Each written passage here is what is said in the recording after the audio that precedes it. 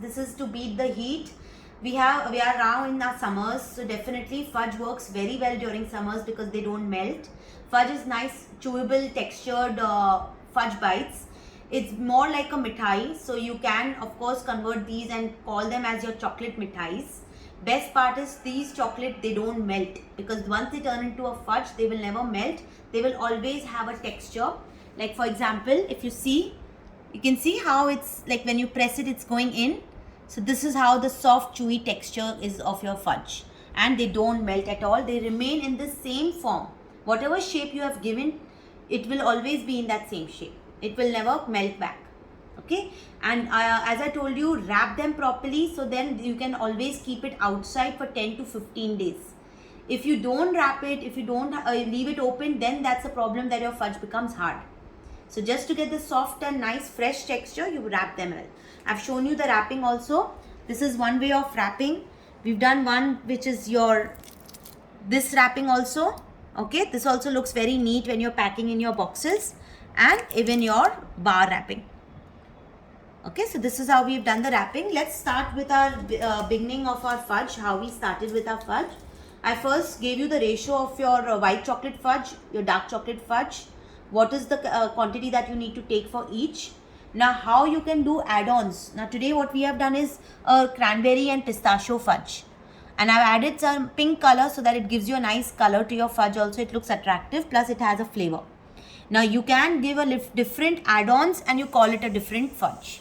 So you can always do a combination. Second, we did our Biscoff fudge in a sandwich style. So sandwich style is where we have put one layer of spread at the bottom of the layer and some biscuits. Now this is a 30-gram fudge square which exactly fits into your cavity boxes. So this particular square fudge looks very ideal for all your packaging. Okay. Coming to your third one, we did an Oreo fudge. Now this is cookie and cream fudge. I also gave you variation in what you can put, something else, any other biscuit you can add on, and you can make that as your fudge. We've done a cookie and cream combination, and that's how I showed you the cuttings also. So if you see, every time I've shown you different ways of cutting, the different shapes that you can make out of your fudge. Even in this, we have done a square, but as I told you, we can do variations in this also. You can use Nutella, you can use peanut butter.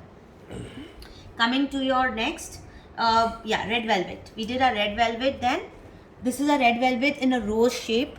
To enhance and to give the cheesy look, we've given the white look on top of a rose. Okay, so this gives you a little enhancement. Obviously, you can decorate this fudge also a little more by adding some glitter. You know, you get these edible glitters. You can just put a dash of glitter on top. Or the varg which I used for my mango fudge. You can put a nice gold varg on it, gold leaf. That also looks very nice on the rose. Coming to your mango fudge, because we had a season of mango, so we did a mango fudge but in a dual form. So if you notice, we have a dark chocolate down and a mango fudge at the bottom on the top. And I have dressed up with some almonds. These are roasted almonds and silver varg. Okay. We can also cut them into smaller pieces like these. And if you want it completely without chocolate, you can only make it with a mango fudge like this. Okay. And I've shown you how to package it also. Then we did our Brazilian fudge. Our Brazilian fudge is here. I've shown you one style of wrapping also, the fudge. So this is how you can put them also. Now I just gave you an example of your economical way of packaging. So this is one way. Now these are your Brazilian fudge. Brazilian fudge are also called as brigadeiros. They are very soft. They are raw chocolate fudge. Okay, so where we make it from scratch on the gas, and that's how we get this kind of a texture. These are also called as truffles. So you can also name them as truffles. And I've coated with vermicelli and cocoa powder. Okay.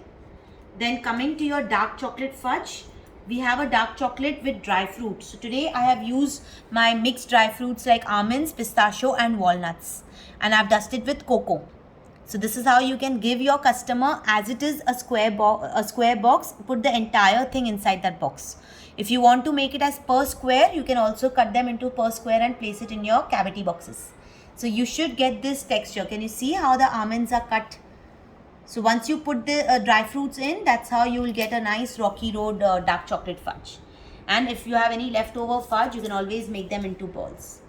So we have no wastage at all. Okay.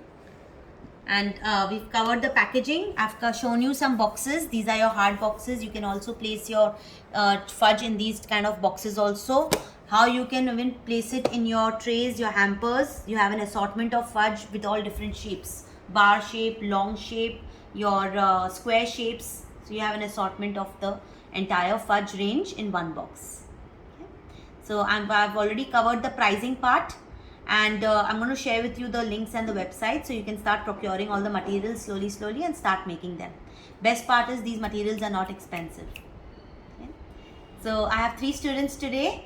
I have one from Jaipur, one from Coimbatore and one from Mumbai.